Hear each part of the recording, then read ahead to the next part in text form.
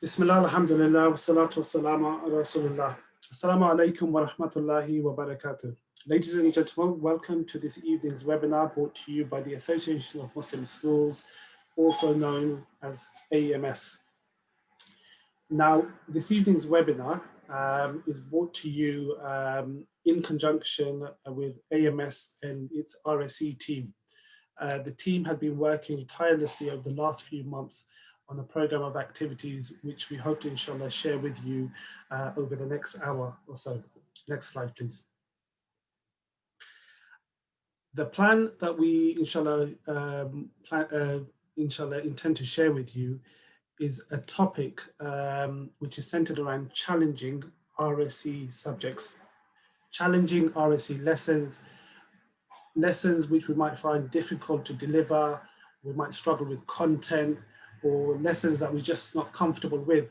So we hope, inshallah, that the scheme of work that we've developed over the last few months today is about giving you a bit of a taster, a bit of an idea of what we've been working on, and to, inshallah, give you a little bit of confidence behind the curriculum that we've developed. As I mentioned, the session is an hour long. The session is being recorded and will be live on YouTube over the next 24 hours. What I would ask all delegates to do is, if you do have any questions, please do ask on the chat. And what we will try and do is towards the end of the session, we'll try and answer as many of those questions as we can. And if we can't get through the questions, then we'll try and email a response and get them onto our website, onto our FAQ section. If anybody is joining us and isn't familiar with the AMS is an organization that's been around for many years. It's actually been in existence since 1992. It's an organization that is recognized by the Department for Education, okay? It's an organization that's been collaborating with the Department for Education over this particular topic over the last couple of years.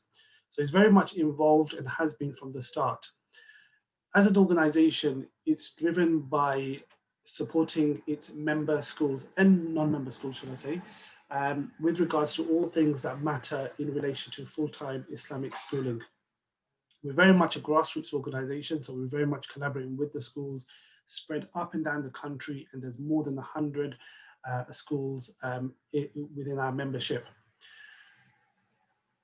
All those schools together represent over 50,000 young people. That's an incredible amount of people and students and young people that we're supporting, and that number is only growing. I won't say any further with regards to the association and what it does. What I would suggest that you do when you get a moment is jump onto the website, ams-uk.org, and there's a great website there with all things AMS, as well as RSE, which I'll go into a little bit later. Next slide, please.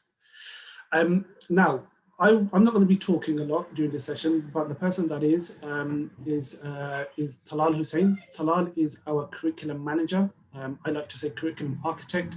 He's, mashallah, the brains behind this curriculum that's been developed.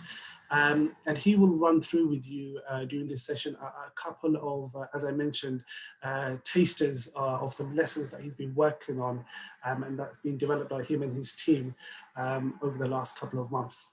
Talal is somebody who is very experienced in curriculum development. He's somebody who's a practitioner, who's taught, who's led schools, and he's very much part of this RSE team from the outset. So without further ado, I'll hand over to Brother Talal. Assalamu alaikum, Talal. Wa alaikum assalam wa rahmatullahi wa barakatuh. Jazakallahu khair, Brother Abdul Wadud.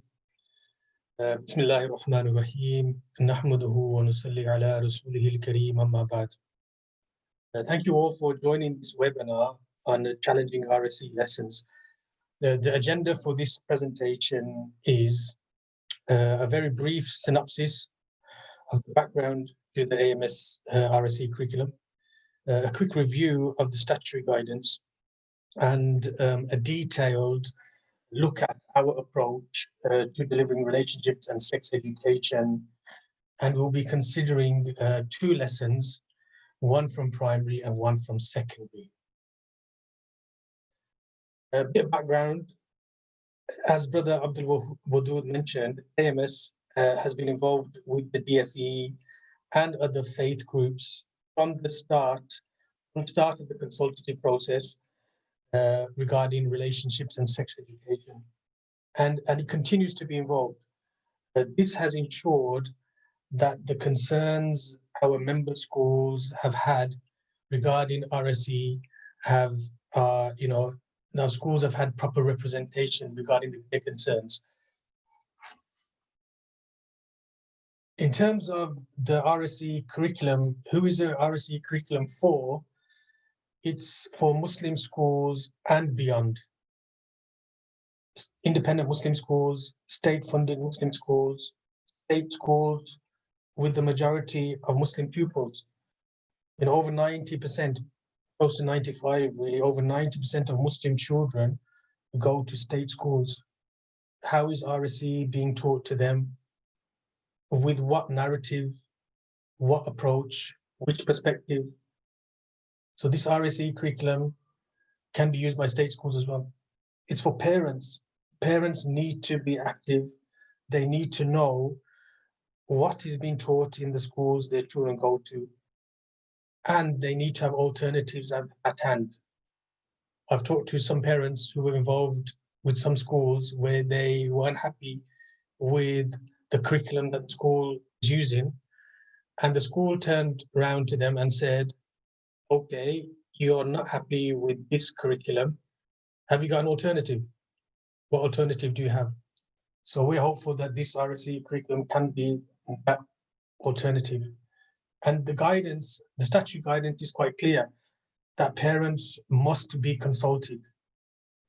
The question for us is how many of our parents are actively involved in the consultative process with their schools. It's something the parents need to really get engaged with. And this curriculum is for the wider community, for organizations such as madrasas, maktabs, supplementary schools, clubs, youth centers. The challenges our children are facing, growing up in this country, need to be addressed, and they need to be addressed home, at school, in maktabs, in madrasas, in the community, in society, if we really want our children to be able to overcome these challenges. So we've chosen a three-phase approach to our curriculum. Phase one, resources are available now for download. Phase two, the summer term resources will be available next month, and I'm going to share some of the lesson plans in a moment. And phase three, the full curriculum by June 2021, inshallah. Please visit our website for all our RSE resources. Go to RSE Hub on the AMS website and you can see our resources. I went through this, the documentation and statutory guidance in detail in the previous webinar, which is available for download from the AMS website. Here, I want to only go through the statutory content for delivery so that we are able to see how the statutory content has been mapped, our long-term overviews, how from our long-term overviews, medium-term plans have been generated, and how from these medium-term plans, individual lesson plans have been produced. So the key document is this one.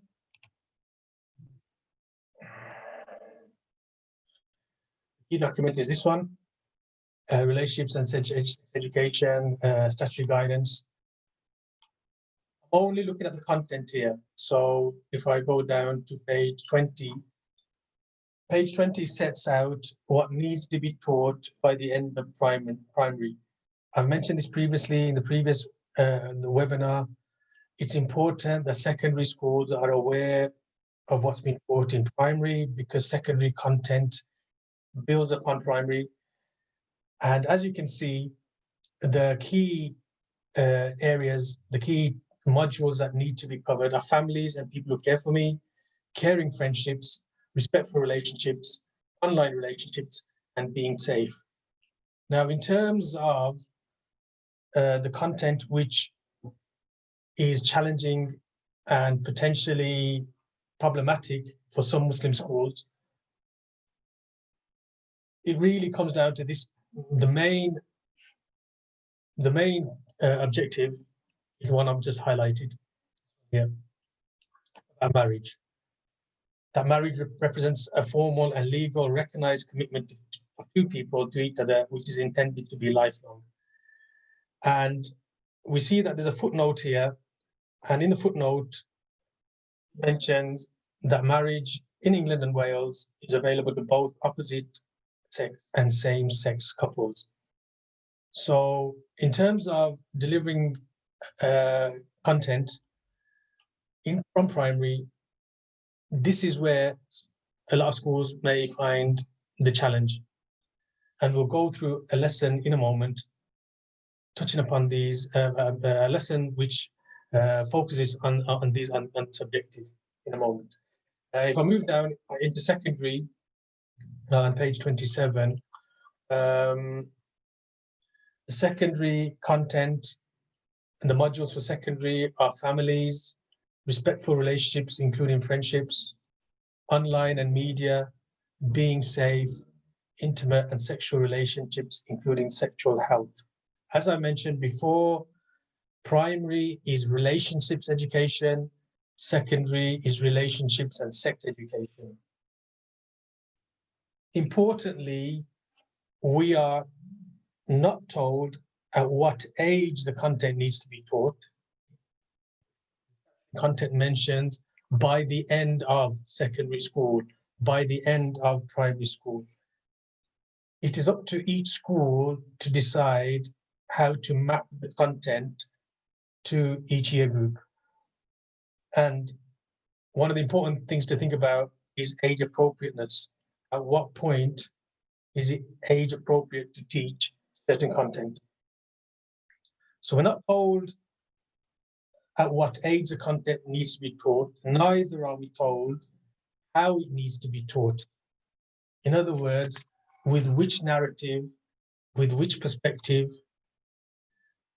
For more detail around this, have a look at the previous webinar where I discuss in detail how different schemes present different narratives.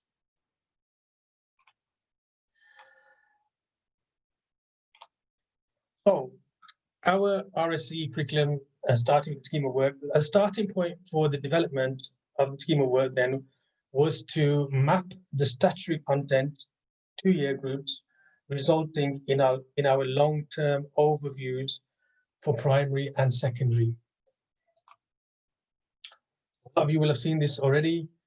This is a primary overview, and we have the different modules: families, caring friendships, relationships, online relationships, being safe. We have, and we've mapped the objectives over this 39 objectives from families in year 1 to the end of summer 2 in year 6, being safe, 39 objectives. So we've taken the objectives from statutory content and mapped them onto this long-term overview for primary. Done the same for secondary, mapping families, respectful relationships, including friendship, online and media, and being safe, and intimate and sexual relationships, including sexual health, into a framework for secondary. In year 11, because the students finish school early, by spring 1, they're preparing for exams, there are only 3 modules for them to do. If I just go in a bit of detail then, let me just end this for a moment. If I just go into a bit of detail of our primary long-term overview, what that looks like, and how from the long-term overview, from the, just hold on one moment.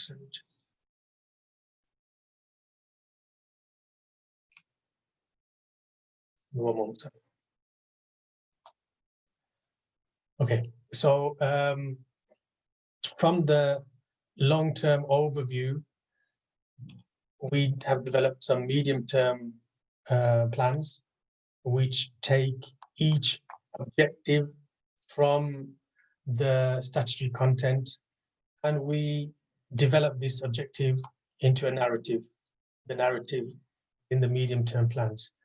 These are the objectives we want our students to achieve, medium-term plans. And these are mapped out from year 1 all the way to year 6 in primary, as you can see.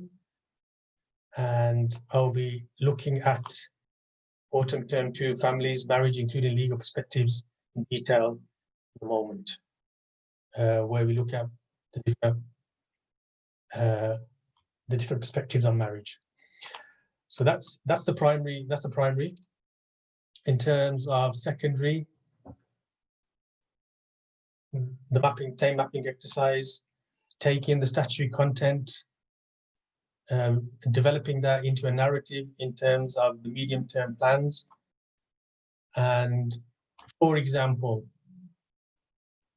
if we look at autumn term 2 here, which is meeting the objective about families, marriage, legal status, rights and protections that are not available to unmarried couples, why marriage is important, and why it must be freely entered into.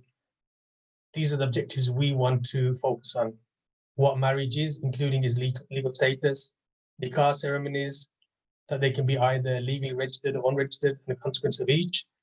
Importance of marriage in Islam, that marriage is a choice and must be freely entered into. So that just gives an example of how the statutory content is then put into our narrative. So you can have a look at that. You can download this from the AMS website and have a look at in detail the objectives.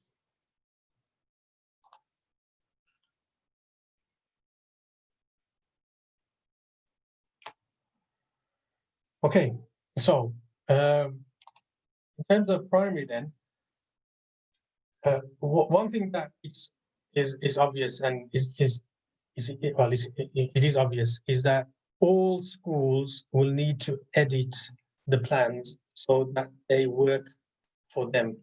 School needs to take the plans and make it work for their school, their children, and adapt it. A plan really is a plan. It's there to be adapted and tweaked to meet the needs of the learners, the community. For us as curriculum developers, you know, our plans are constantly evolving, and there's a constant evolution to our plans. And as feedback has been coming in, we're already in the process of, you know, improving these plans. Like I said, in terms of primary, then challenging topics really are in year 6. We put them in year 6, and the objectives are Objective 8 and Objective 9. Objective 8, different types of families and how we respect differences, and Objective 9, marriage, including legal perspectives. Why are these challenging? Because of the issue, do we need to mention same-sex relationships at primary? There are 4 questions to consider here. Firstly, is it a statutory requirement to do this? I would say yes. In a moment, I'll share the reasons for this. Secondly, is it age appropriate? This is a question for each school. At year 6, will the children be aware of same-sex relationships? And I would say yes. You can walk down the street and you can see billboards, and there'll be billboards mentioning same-sex relationships. You can be sitting at home watching football, and in the adverts, there'll be an advert which will mention same-sex relationships. So, will children at year 6 be aware of this? I think so. Thirdly, should we discuss this from an Islamic perspective? Should we discuss this content from an Islamic perspective? And again, I would say yes. How can we present a counter argument if you're not acknowledging the issue? You have to acknowledge the issue to be able to present a counter narrative. And fourthly, do we have a duty to do this? And again, I will say yes. We have to prepare our children to counter the challenges they face in preserving their faith in our society. We can't simply ignore the issues and hope they'll go away. So let's have a look at a summary of the guidance. I'll put a summary together, so I'm just going to open this up.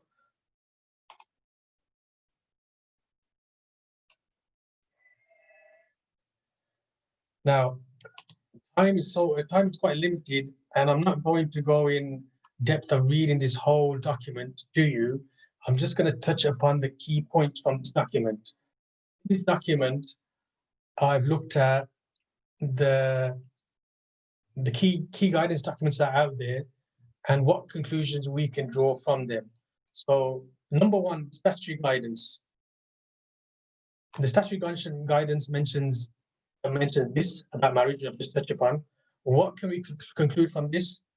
Pupils need to be taught about different types of families, that marriage takes place between two people and is available to both opposite and same-sex couples. That's what I got from the statutory guidance. The next document is the RSE FAQs document, which is available on the website.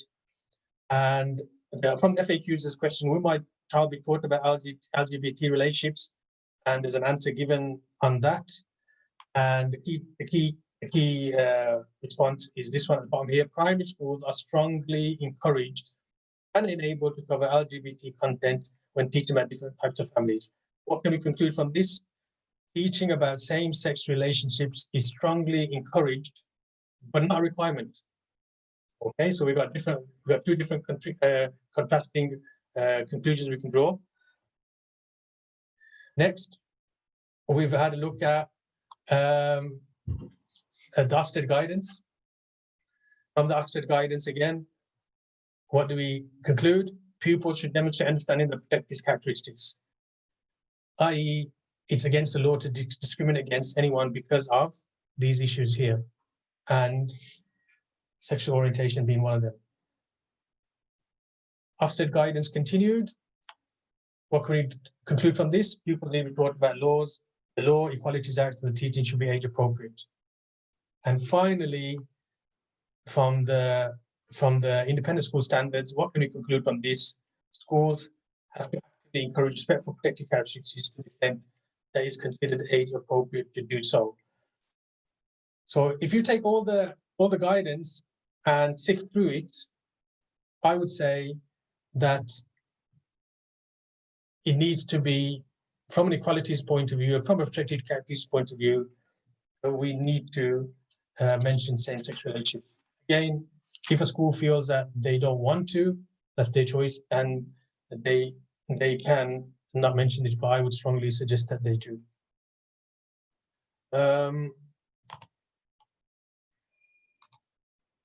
Just open this up.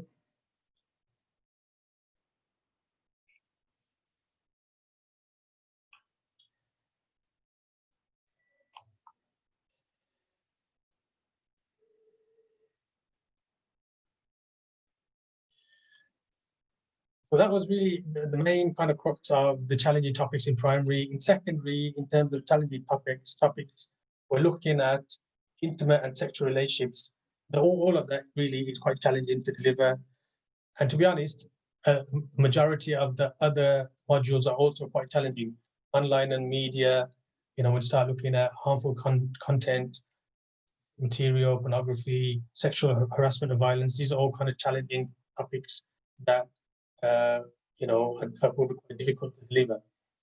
So let's have a look at the process for developing our resources for challenging topics. I think the first example I'm going to show you is from secondary. These the statutory content states that there are a range of strategies. I'm just going to take two objectives from the statutory content. There are a range of strategies for identifying and managing sexual pressure, including understanding peer pressure, resisting pressure, and not pressurizing others. And that they have a choice, people should know that they have a choice to delay sex or to enjoy intimacy without sex. These are two objectives from the module about intimate sexual relationships. So before I'll show you how we have taken these objectives and put them into a lesson plan. I just want to share how some other schemes have done this and what lesson plans they've produced. So have a quick look at this one here. In this example, the writers of this scheme, they've merged certain objectives which are different to the ones we've merged. And here they're exploring sexual pressure alongside pleasure and first-time sex. So just have a quick read of the objectives, you get an idea of, the narrative here. Brother Talal, apologies to interrupt. Do you want to just go into presenter view? It will just make the screen a little bit larger. Presenter view, okay. Yeah. So you can have a look at the objectives. Further down in the lesson plan, this is what we get. The perspective here is you have a choice to have sex. When you decide to have a sex, you need to consider these things. Almost as an afterthought, there's a discussion around marriage at the bottom here. Here's another extract from a lesson. Again, a greater emphasis on first-time sex and choosing to delay this. How we approached these objectives. So we've looked at peer pressure in a previous lesson and grouped choice to delay sex with sexual pressure in this double lesson that I'm going to share with you. And you can see that we've expanded on this objective here into this narrative, which is to recognize the role of those around us, including the media, in promoting certain sexual behaviors, to recognize how to manage sexual pressure from peer, society, and the media, to recognize why people of faith, including Muslims, choose to delay sex, to recognize Islamic perspectives on celibacy, delaying sex, and sexual. So that's the background to the statutory content, from the statutory content, mapping it to our long-term overviews, from the long-term overview, mapping out some medium-term objectives, and from there, the lesson plan. So I'm just going to share the lesson plan with you now.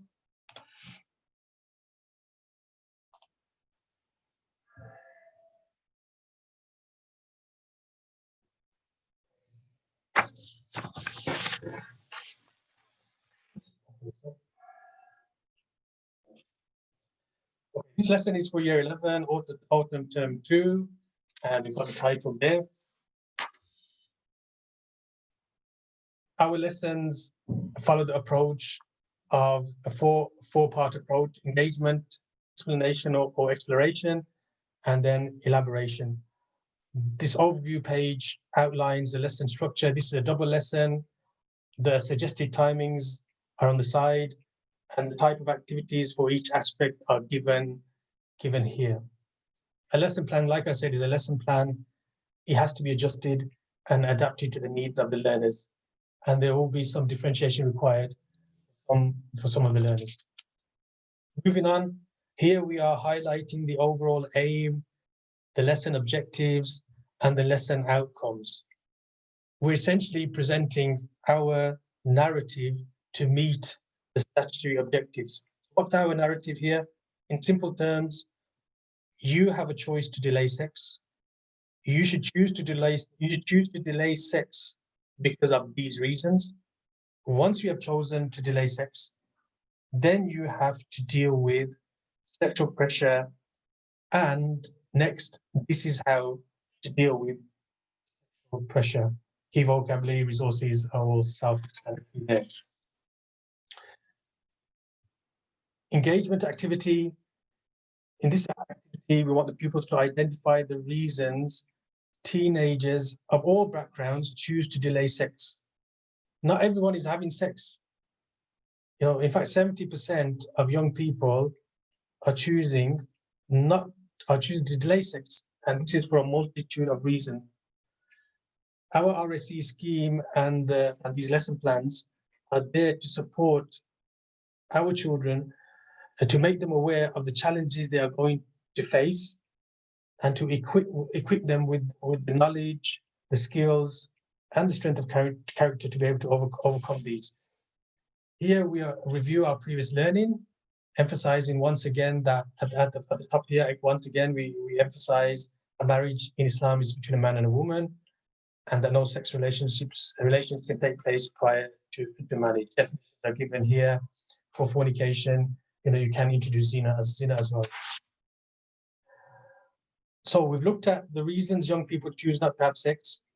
What about culturally and historically?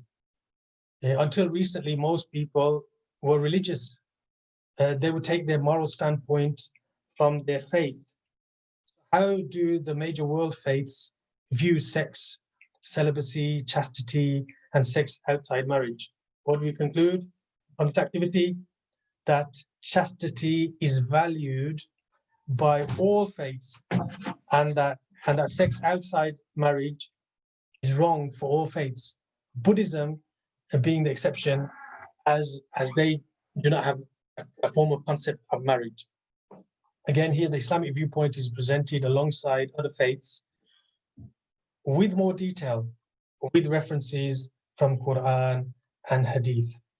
The optional task allows for an exam-style question to be tackled, the type of question that they would get in an RSE, in a religious studies exam. So engagement and explanation have looked at choosing to delay sex and why people would choose this option. Moving on here, in the exploration part of the lesson, we focus on sexual pressure. Firstly, by reviewing learning about peer pressure from a previous lesson, then by defining sexual pressure, and then by getting pupils to consider how our friends, the media, and society influence our attitudes and behaviors towards sex and sexual relationships. Finally, we look at, in the elaboration phase, we look at how to manage sexual pressure by watching a video and reading a response from a scholar regarding practical steps to manage sexual pressure. The pupils complete a task of producing a leaflet of top 10 tips to manage sexual pressure. And the resources are quite comprehensive. To go with this faith perspectives, the Islamic perspective in quite detail, and the other faith perspectives there, and the different activities. There's a scholarly response to managing sexual pressure.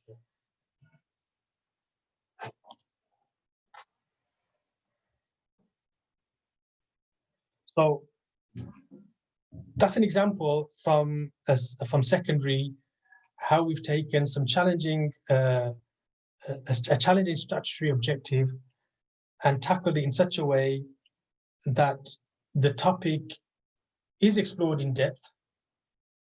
Discussion is allowed, but it's controlled discussion, and it's presented with a clear narrative. I.e., you have a choice to have sex or delay sex. You should choose delay sex because of these reasons.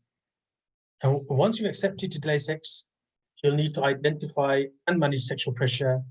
You can manage sexual pressure by using this approach. That was the example for secondary. Here's the example for primary. Just give me one moment.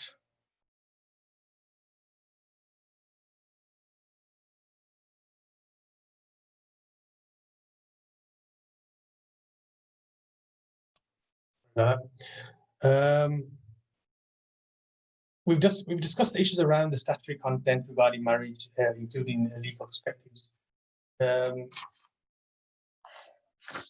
Again, the lesson overview with the timings and the different types of activities. Here we're exploring, again, this is our narrative. We're exploring reasons for people getting married, considering the faith perspectives, including Islamic, and looking in detail at events leading to marriage for Muslims. Because this lesson has a focus on legal perspectives, including civil partnership, similarities and differences between these are considered. Engagement phase, here reasons for marriage are discussed, including some more traditional or obscure ones, like, someone to cook a thing for me. And it's an opportunity for us to discuss this. And also, protect from sin is a reason. And this can be elaborated on and discussed in detail if required in terms of sexual relationships, again, age appropriateness. So our resource here goes through the different reasons that pupils might come up with. Next, in terms of explanation, here we begin to mention same-sex relationships, and they are mentioned in the context of marriage and civil partnership. It's a factual point, i.e. that same-sex marriage is a legal right in this country. At the end of this section, at the bottom here, the teacher highlights the Islamic viewpoint on same-sex marriage. That is legally allowed in the UK, but in Islam it is not allowed, and this is because marriage is an act of worship that Allah subhanahu wa ta'ala has given the guidelines on how to enter into, as well as how to maintain.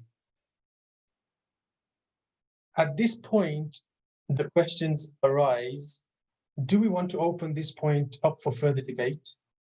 What if our pupils are inquisitive and want further discussion and clarification regarding same-sex relationships? Or shouldn't we deal with it in the classroom rather than allowing people to work it out for themselves? We as writers have decided that further debate should take place at Key Stage 3. You as a school, depending on your learners and your children, may decide that actually this is the right time now to open up this for further debate. We'll provide a lesson from Key Stage 3 where this is debated in a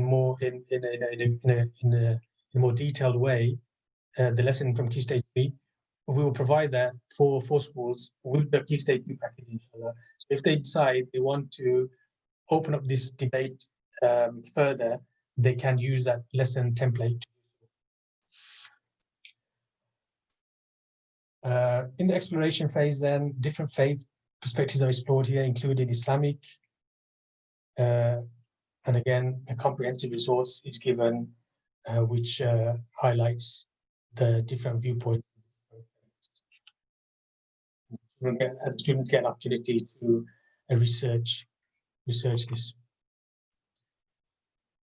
In the elaboration phase, we start to focus on marriage in Islam, and the pupils get an opportunity to differentiate between marriage in other faiths and cultures and Islam. And they begin to think about, the things that happen, the processes that happen in Islamic marriage. As you can see, I'll just share the resources. They're quite comprehensive. The resources quite comprehensive, detailed. Our writers.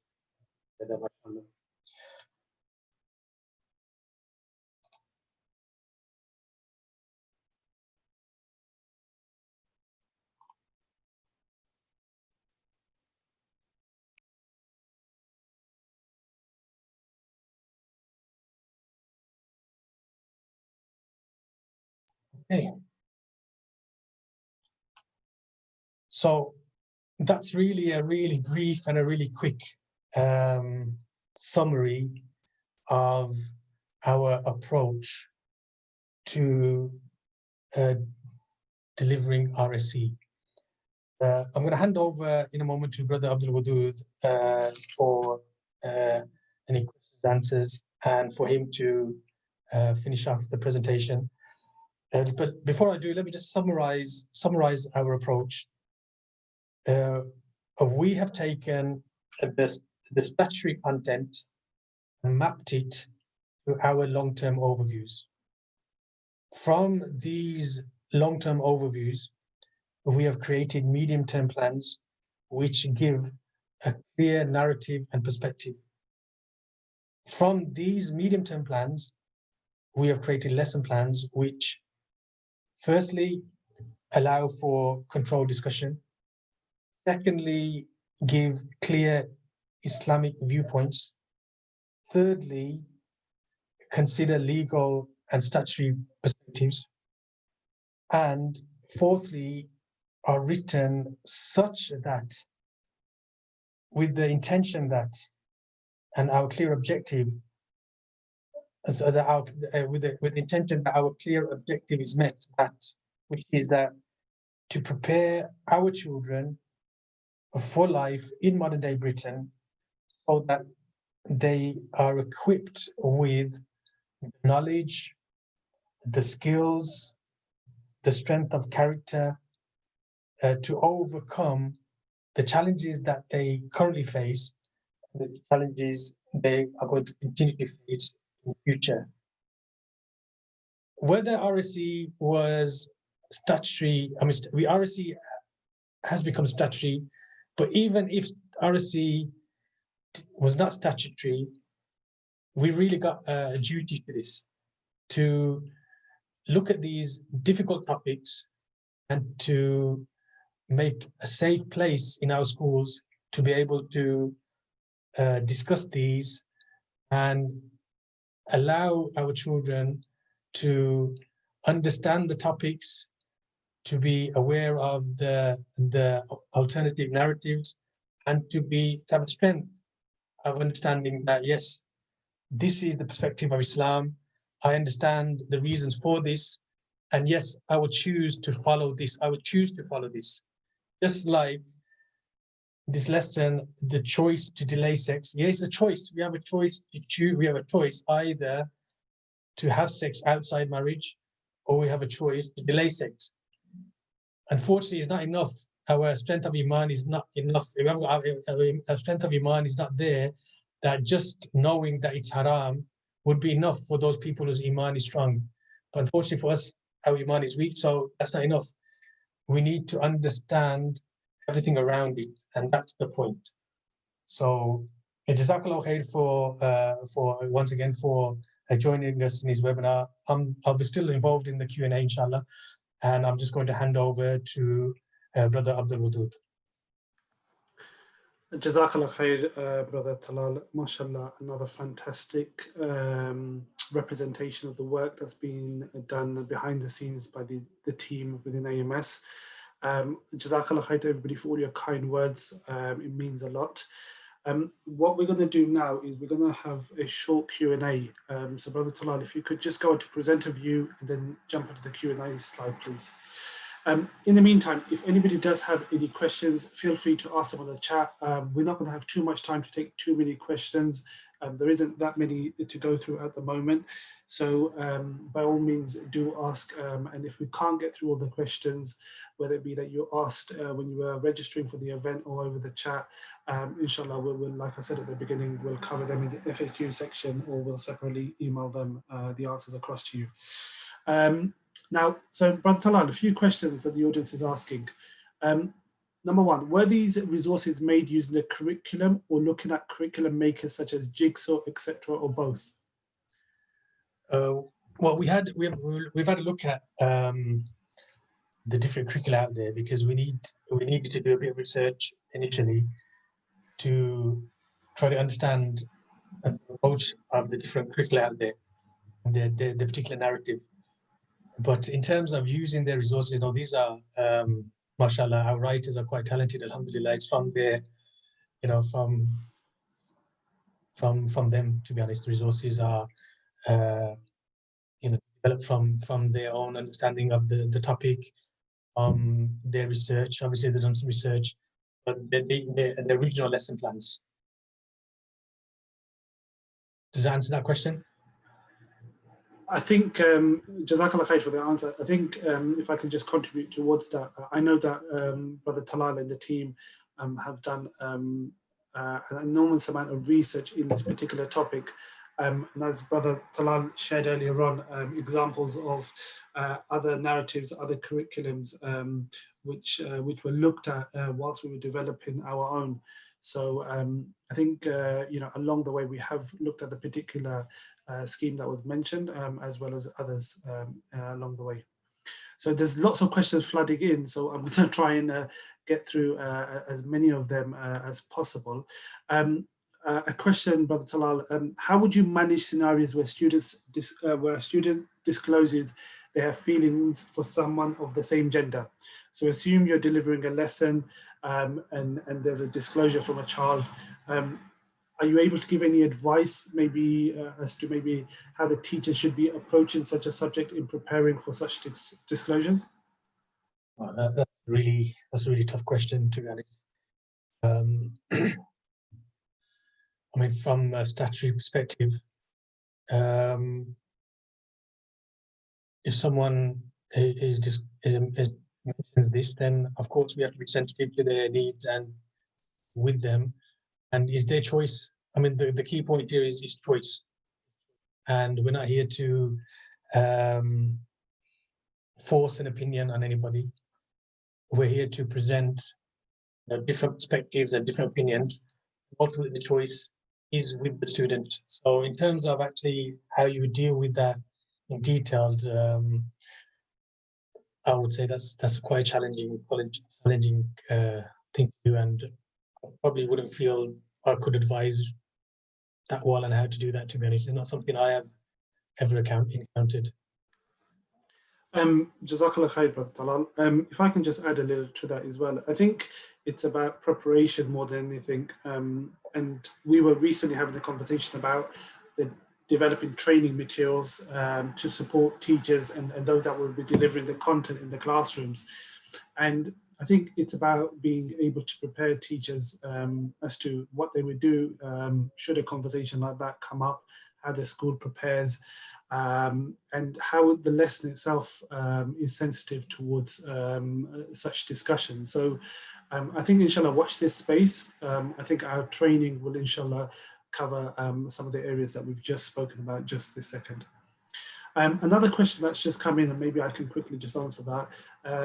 Do you introduce these lessons to state schools in the UK? The short and long answer of that is that no, it's not. It's not up to us to introduce it as such. We are developing a curriculum, and it's a choice for independent schools or state schools to buy into. We have pitched it so it's suited towards our member schools first and foremost, and then beyond that, inshallah, we are looking at ways and means that we can support state sector, supplementary schools, and so on and so forth. So again, watch this space. This might be something that will be accessible and available to everybody across the sphere of education in the UK and beyond, inshallah. Okay.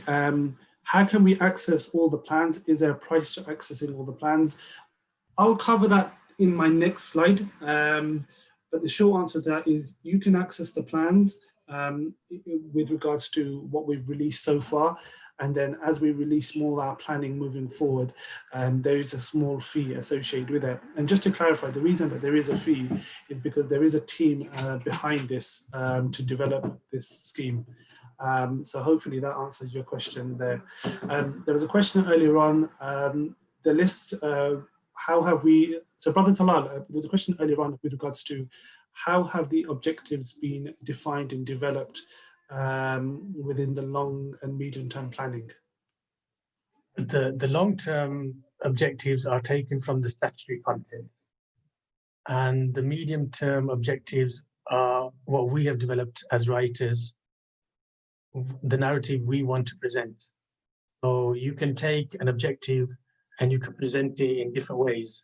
I gave some examples of that with choosing to delay sex. You can group objectives together, like the results I shared, like they had done, where they grouped choosing to delay sex with first-time sex, pressure and pleasure. They group those objectives together so they can fit a particular narrative. And we've chosen to group certain objectives together to meet our narrative. Our medium-term objectives are our objectives, something that we've developed. We have looked at PSAT Association and their objectives, and taken some of them, like expanding on some of those. The majority are our own objectives that we've developed so that they fit our narrative. Jazakallah khair, brother. Again, I'm only going to go through a couple of more questions. With regards to who's been involved in this process, what I would ask you all to do is jump onto our YouTube page and watch some of the previous videos that we've done and webinars that we've done on this particular topic. It will give you an insight into the process with regards to AMS from a couple of years back when they sat around the table with the DFE through to working with local grassroots organizations and how we've basically got to this stage. Now, just a couple of more questions. Okay, so people are asking with regards to the curriculum, who's it available to, who's not available to.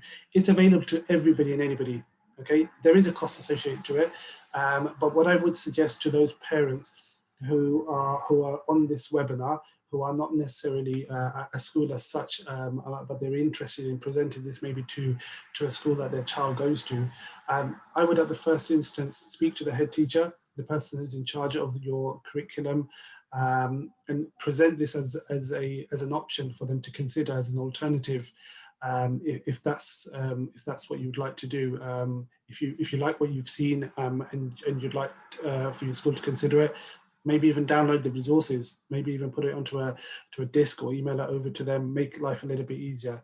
But the choice is theirs. And as a parent, through the parent consultation process, you have a right to be involved in that. Again, we've just put up a webinar with regards to parent consultations. It's on the YouTube page. So I'm just going to end the Q&A there. If there is anything else that we haven't covered, inshallah, we will cover it in the through the email dialogue that we have with yourself or on the website. So Brother Talal, if you could just move on to the next page. So as I've mentioned on a few occasions, our YouTube page does have all the previous webinars that we've done. So when we did launch the primary and the secondary curriculum, it's on there. And as of a few days ago, our RSE parent consultation. So a consultation, a model consultation that schools can use to present to their parents with regards to guidance, with regards to their involvement, with regards to the options that they have moving forward. So when you do get an opportunity, jump onto YouTube and have a look. And moving forward, inshallah, this webinar, as will the one from Friday, be uploaded in the coming days. Next slide, please. Within the organization, we've decided to create what we're calling an RSE hub. So it's a one-stop shop, a one single place where you can find all things RSE. And for us, this isn't just about developing a curriculum, it's about developing a program. Next slide, please. Just go, yes. So within the website, you can find free RSE resources, okay? You, inshallah, can find some free training, which is coming soon. This is the next part of our proposal. And then there's some work we've done with regards to supporting schools in relation to parent consultation. You can download PowerPoint presentations, you can download model policies, long and medium term planning, lots of good stuff that's been developed. And also we've got a dedicated RSE inquiry email. So anything to do with RSE, any suggestions, any ideas, any comments, any queries, any challenges that you're having, email us. We've got a dedicated team ready to support you. Next slide, please. Events, as I've mentioned, we've got all of our events that we've done past and coming up on the page. So again, a click of a finger, you can go straight to them. Next. We've also got the facility for you to buy into the curriculum. So a number of people have asked, how can we access the curriculum? Can we buy it? Yes, you can. It's a click of a finger. There's a discounted price for member schools, those that are members of the Association of Muslim Schools, and a slightly increased price for those that are non-members. But again, in comparison to what's out there, it's great value for money, considering this is a bespoke curriculum, considering that it's been developed in line with current legislation, etc. It's a really good product. Next. And then the final part of the RSE Hub is FAQs. So again, any questions that are quite pertinent, questions that are quite common, quite frequently asked, you should be able to find the answer to the question. With a lot of this website, what you'll find is that it's work in progress. It's something that we are developing as we go, and as we add more resources and as we get more questions asked, we do update the website. Next. Now, I just wanted to let you know we've got another webinar coming up on Friday, how are Muslim schools delivering RSE? This is going to be done with myself hosting, but with a panel, inshallah, a panel of experts, a panel of people who are have been involved in this journey with us or by themselves. And they'll be there to give you an insight into how Muslim schools have approached RSE. We know it's a challenging subject and it's had a lot of media and publicity around it, but we want to really share with you from a Muslim school perspective how it might be a little bit different, how we've specifically approached it, and how we see things panning out and moving forward. So I would highly recommend those educators that are on the session today to share with your parents, prospective parents, the wider community. And those of you parents, if you wanted to look at an alternative opportunity and consider a Muslim school moving forward, this is a great way of finding out what your local Muslim school has planned for RSE. And then next. And then finally, there's a few opportunities to get involved. I just thought I'd bring it to everyone's attention. If you are a school that's on here and you'd like to get involved in the piloting phase, fantastic opportunity, great way of getting the full RSE scheme of work for free if you are chosen to be one of those pilot schools. We're looking for schools across Key Stage 1 to 4. We've got a couple of opportunities, and we're looking for a lesson writer to join as part of Talal's team. We're looking for a trainer to support us with some of the training elements. And then finally, we've got a short little survey on RSE that we would like you to complete. Again, all of this research and all this background information informs us with regards to how we develop our curriculum and how we support our membership and the community as a whole. And as I mentioned earlier on, everything RSE, email us rse@ams-uk.org or jump onto the website /RSE. And then finally, a big jazakallah khair to everybody. Thank you very much to everybody who's participated, who's attended. We couldn't have done it without the support of the wider community and all those people who are behind the scenes. So thank you to Talal, Shazia, Hasina, Ashfaq Bai, and anybody else who's contributed today or in the past. We pray that Allah gives us success and inshallah makes this journey of us easy. And we pray that inshallah all of us as a community can unite upon this topic and come out strong at the other end. If you do have any suggestions, please do email us. But for myself, Assalamu alaikum wa rahmatullahi wa barakatuh.